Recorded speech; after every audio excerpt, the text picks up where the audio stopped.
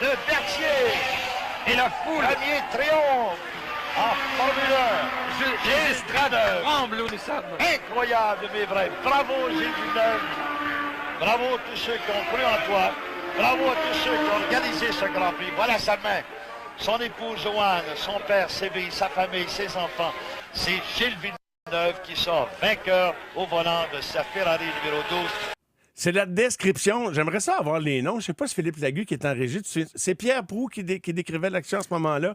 Et puis, la victoire mémorable, un des grands moments de l'histoire du sport canadien. Puis, j'oserais dire de la Formule 1, la victoire de Gilles au Grand Prix du Canada en 1978. Et la Joanne, ben, elle est avec nous en studio. Bonsoir, Joanne. Bonsoir, ça va? Ça va très bien, content de te revoir. Et tu es bien accompagné ce soir avec quelqu'un, d'ailleurs, qui va non seulement t'accompagner, mais animer avec toi dans un événement qui aura lieu un petit peu plus tard cet été. Vous allez nous en parler. Un souper causerie avec notre ami, le pilote, très sympathique. Vraiment une belle personnalité, Bertrand Godin. Bonsoir, Bert. Comment ça va? Merci, Mario. Ben, Ça va bien, toi? Ben oui, ça va bien, je te remercie. Mais c'est vrai que tu as une super personnalité. T'as pas d'ennemis, toi. T'en as-tu fait en piste pendant que tu étais en course, un ou deux? On est amis jusqu'au premier virage, hein? C'est ce qu'on dit. C'est ce qu'on dit. Exact. Juste d'entendre la description, Joanne, de cette victoire de 78, ça t'a replongé dans le moment? Oui, parce que c'était tellement inattendu. Ça faisait depuis le début de la saison que, presque, et puis un petit peu, puis presque, puis un petit peu. Et on arrive à Montréal et c'était la première course sur le circuit. Et c'était sa première victoire en Formule 1 et c'était sa première saison pleine. Et donc, c'était... au cinéma, on n'aurait pas pu écrire un script. Personne ne l'aurait cru. À Montréal, au Canada, la première fois qu'un pilote canadien gagne sur le sol canadien, sa première victoire. Donc, ouais, c'est vraiment quelque chose de spécial quand on y repense encore aujourd'hui. Bertrand, comment t'avais vécu ça, toi, 78? C'est pas d'hier, ça ne nous rajeunit pas. Hey, j'avais 10 ans, j'étais dans la maison mobile avec mes parents, on écoutait le Grand Prix. Ça a été le Grand Prix le plus froid de l'histoire de la Formule 1 en plus. Donc, un pilote de motoneige qui remporte sa première victoire en Formule 1, c'était quelque chose. Écoute, moi, je me souviens, je tremblais. Quand Gilles Villeneuve là, a pris la tête là, suite au fait que Jarry est rentré dans les puits, je tremblais parce que j'avais peur que son moteur brise. J'avais peur qu'on n'aille pas jusqu'au bout. Et puis, en plus, on avait annoncé à la télé l'arrivée un tour trop tôt. Et là, ils se sont rendus compte de l'erreur. Donc, là, j'ai dit, ah non, pas encore un tour. Et quand ça s'est fini, là, je sautais comme un kangourou dans la maison. Ben écoute, t'as peur que le moteur saute, Gilles l'a eu aussi. Ah bon? Ah, je savais pas. Là, tout d'un coup, il se retrouve à la tête du Grand Prix et à chaque petit truc qui se disait « Oh, c'est-tu quelque chose qui passe? C'est-tu le moteur? C'est-tu... » Tu sais, tu te poses plein de questions à chaque petit bruit que tout d'un coup, tu entends. Et puis, il y a eu, oui, il s'est dit, il faut que ça dure jusqu'à la fin. D'ailleurs, un extrait qu'on a puisé en fouillant, Mathis, en fouillant dans les archives disponibles sur YouTube et compagnie de Gilles et sa relation avec la mécanique, le bolide. Quand ça fait 2 ans, je conduis un F1, et quand ça en fait 7, je ne conduis pas de la même façon. Alors, peut-être qu'éventuellement, je deviendrai peut-être un peu moins dur sur la mécanique, mais je ne veux pas le devenir moins dur au prix d'être moins vite. Je vais d'abord m'assurer de toujours être aussi rapide. Et si je peux être moins dur en même temps, mais peut-être. Mais c'est secondaire. Donc, à fabriquer des voitures plus solides. Ah, mais ça, c'est une réalité, parce que même la voiture de route, Ferrari, que Ferrari lui prêtait, il appelait Ferrari, il dit « Viens chercher ta voiture, c'est encore cassé. » Puis c'était lui qui cassait la voiture, et donc Ferrari disait aux mécaniciens, aux ingénieurs, « Ben là, vous voyez, il faut construire la voiture plus solide. » Intéressant, hein? Et il a été... mais il était conscient de ça qu'il a malmené, hein, Bertrand? Oui, bien, il était franc. Autant il était franc dans son pilotage, il était franc dans son langage, il ne gênait pas pour le dire. Quelle source d'inspiration il a été, et il a aidé énormément à sa façon Ferrari. As-tu connu Gilles, toi, Bertrand, directement? Tu as connu Jacques, tu as travaillé avec Jacques, son frère, mais je parle pas du fils de Joanne. J'ai tombé copain avec Jacques, le fils de Joanne. En Atlantique? En dans le temps? karting. En En karting? karting. Ah J'allais oui? chercher avec mon Renault 5 à Berthier. Il allait passer du temps chez ses grands-parents, puis j'allais chercher avec ma remorque, puis on emmenait les karts à Saint-Hilaire, puis on allait pratiquer ensemble. Et puis, par la suite, j'ai travaillé pour Jacquot en motoneige, qui a été l'école des Villeneuve, parce que Jacquot... Mais comment t'as connu Jacques avant? Je pensais que c'était l'inverse. Je connaissais pas la chronologie on de était, tout ça. On était à Saner pour le championnat canadien. Et je partais en pôle. Donc, pas parce que j'ai été le plus rapide, parce que j'avais tiré au sort et donc, et puis, on s'était fait une bagarre sur la piste et on s'était échangé nos numéros de téléphone. Et c'est comme ça, il est venu passer des une belles fin de semaine à anecdotes. Waterloo, dans le canton de l'Est à l'époque. Donc, même je l'avais laissé sur le coin d'une rue parce qu'on avait fait une crevaison avec la remorque. J'ai dit, Jacques, tu restes sur le bord de la rue, tu surveilles la remorque, je vais aller chercher un pneu de rechange. Donc, des beaux souvenirs avec la famille. Et puis, Joanne, ben c'est une personne aussi qui m'a aidé à sa façon, parce que quand je suis allé en Europe, j'avais pas beaucoup d'argent. Et quand je suis allé faire le volant Elf au Paul Ricard, eh bien, je me suis dit, pourquoi pas squatter à Monaco? Non. Fait qu'une amitié est née là, un peu. Oui. On a une amitié qui dure depuis plus de 30 ans. Et c'est une des belles amitiés que tu peux avoir dans la vie. Ça arrive encore aujourd'hui qu'on s'assoit devant la télé regarder un Grand Prix ensemble, où on fait nos propres commentaires. Ah oui, ça, il y a des discussions. C'est quoi regarder un Grand Prix avec Joanne? Quel œil a-t-elle sur une course? Elle a un œil impeccable. Elle est très observatrice. Et puis, elle est...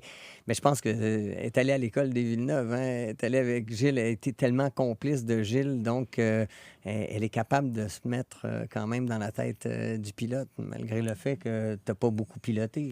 J'ai jamais piloté, mais pour voir ce qui se passe sur un circuit, si on a un bon instructeur, si on a un bon professeur, on arrive à voir les différences aussi. Un bon sens d'observation à partir de... avec un coaching, évidemment, d'élite. Là, absolument, oui. C'est clair. Et bon, de cette amitié naît maintenant un événement qui aura lieu, une conférence-causerie qui aura lieu le 7 août prochain à Trois-Rivières. Et je devine que la date s'inscrit, ça rime avec le Grand Prix de Trois-Rivières. Là.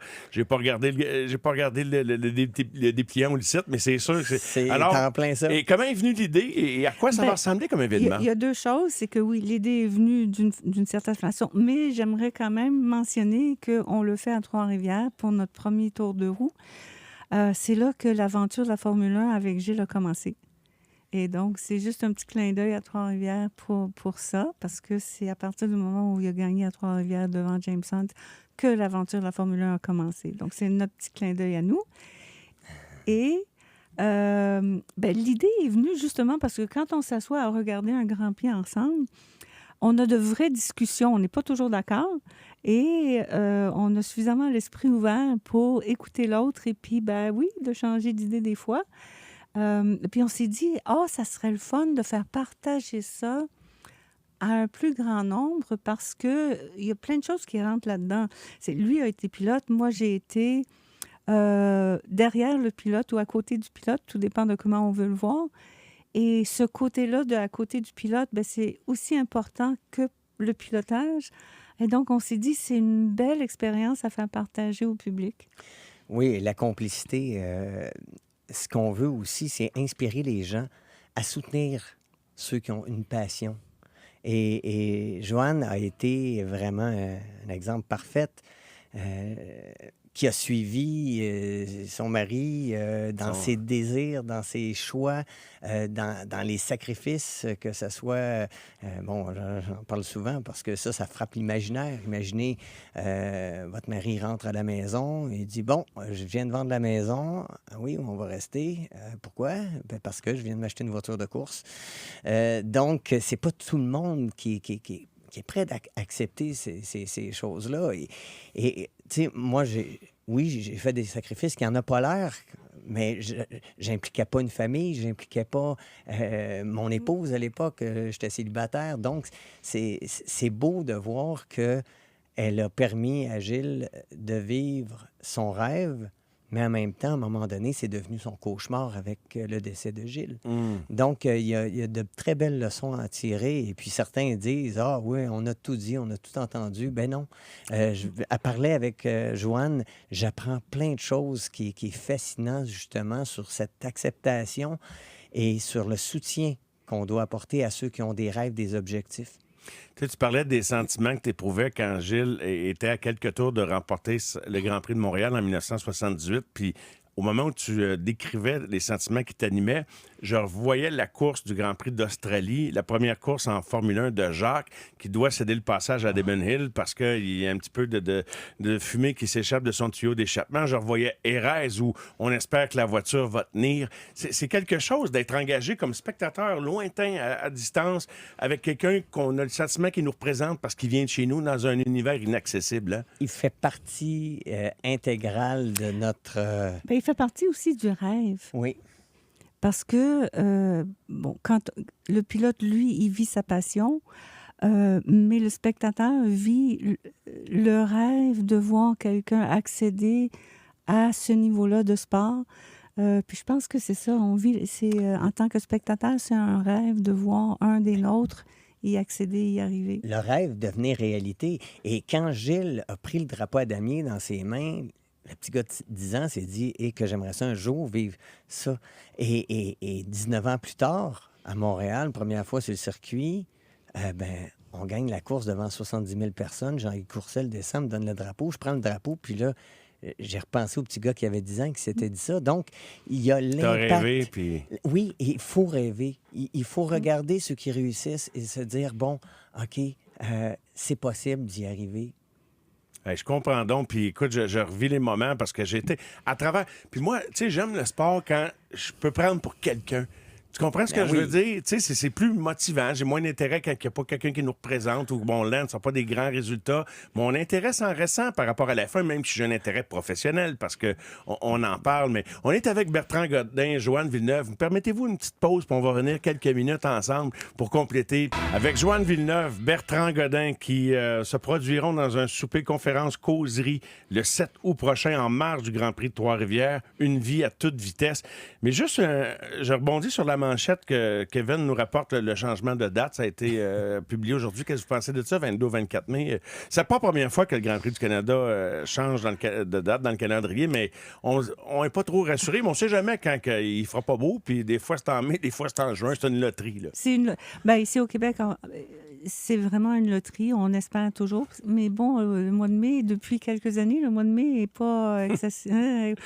Mais on peut jamais se fier que ça va être la même affaire l'an prochain, tu sais. Parce que c'est déjà arrivé il y a quoi, 3 ans ou 2 ans? 3 ans de ça à Montréal pendant le Grand Prix. Il faisait un froid. Il faisait un froid. Écoute, donc on peut jamais savoir. On peut jamais savoir. Ouais. Et depuis quelques années, fin septembre, c'est toujours beau. Que quand j'ai gagné, il neigeait. C'est bien pour dire. C'était en septembre à l'époque. C'était l'octobre. C'était, oui. Le 8. C'est bien pour dire. La conférence aura lieu à Trois-Rivières, puis vous avez établi la raison, une des raisons principales, parce que l'histoire, les portes de la F1 se sont ouvertes à Gilles après une performance légendaire. Tu sais, c'est le genre d'histoire que tu veux raconter aux autres générations. Je vous racontais pendant la pause que j'ai raconté ça à mes plus jeunes, à mon plus vieux, un après l'autre, puis avec des vidéos qui étaient disponibles sur YouTube. Puis, tu sais, racontez-les pour tous ceux qui ne l'ont pas entendu, la course de Formule Atlantique de Trois-Rivières contre des gars de la F1, dont James Hunt. La meilleure pour raconter ça, c'est Joanne. Elle l'a vécu. Oui, je l'ai vécu parce que je chronométrais en plus. Mais c'est vraiment une histoire où on se dit... Impossible, impossible. T'as James Hunt qui gagne le championnat du monde cette année-là, en 76, qui arrive à Trois-Rivières et dans la même équipe que Gilles. Ils avaient commandé une voiture toute neuve pour James. Donc, Gilles conduisait l'ancienne voiture, James la nouvelle. Donc, on se disait, bon, c'est sûr que, regarde, là, ça va être difficile. Et le hasard a fait que Gilles a été plus rapide tout le temps.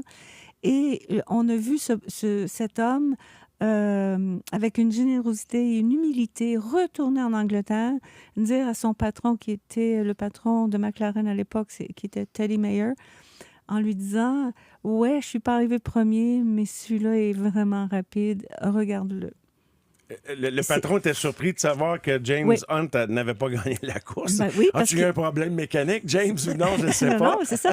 Parce qu'il gagnait le championnat du monde cette année-là. Donc, c'était pas... Ouais. Mais oui, Gilles oui. avait-il en tête de la gagner, lui, cette course-là? Il trouvait-tu Gilles- que c'était important ou c'était un show? C'était- Non. Gilles a toujours eu... C'est toujours important de gagner, Ah ouais. point. Question inutile, question stupide, je vais le dire, dans le fond. Il y avait rien que ça en tête de Mais gagner. c'est sûr que quand il y avait tous ces gens d'Europe qui venaient, là, c'était un incentive, une Un envie... incitatif, un une motivation. incitatif, une motivation en plus, parce que là, tu te compares aux meilleurs qui sont là. Et donc, tu peux te comparer, tu peux voir ton niveau en tant que pilote. Et là, c'est sûr que quand tu gagnes en plus devant James Hunt, là, c'est le summum. Comment Enzo Ferrari, comment Gilles est arrivé dans les pensées d'Enzo? Gilles avait été recruté chez McLaren pour faire 3 Oui, courses. oui. Il a fait la course à Silverstone et Enzo regardait la course. Et quand il a vu Gilles courir, il dit, c'est qui ce petit bonhomme qui fait de la motoneige? Parce que la motoneige n'existait pas en Europe. Et il se posait plein de questions. Il a demandé à quelqu'un de retrouver qui c'était, ce qu'il avait fait. Et là, ça, c'est la beauté du geste, c'est qu'il a téléphoné à la maison, il a retrouvé le numéro de téléphone de la maison, il a téléphoné, j'ai décroché, puis là, c'est quelqu'un qui me dit, il y a M. Enzo Ferrari qui aimerait parler à Gilles Villeneuve. Puis là, moi, je me disais, ben oui, OK, oui, il y a quelqu'un. Il J'ai a dit, ça dans un téléphone. oui, c'est ça. Je dis à Gilles, je dis, viens, il y a quelqu'un qui te demande, mais je suis pas sûre, je pense que c'est une farce qu'on va te faire. Donc, c'était vraiment... Il la s'exprimait en surprise. anglais, M. Ferrari? Français. En français? Ah En oui. hein? français, oui. Ah, wow. Oui. Hey, écoute, ça donne des frissons. Fait que c'est des frissons pendant 2 Ah, heures. oui.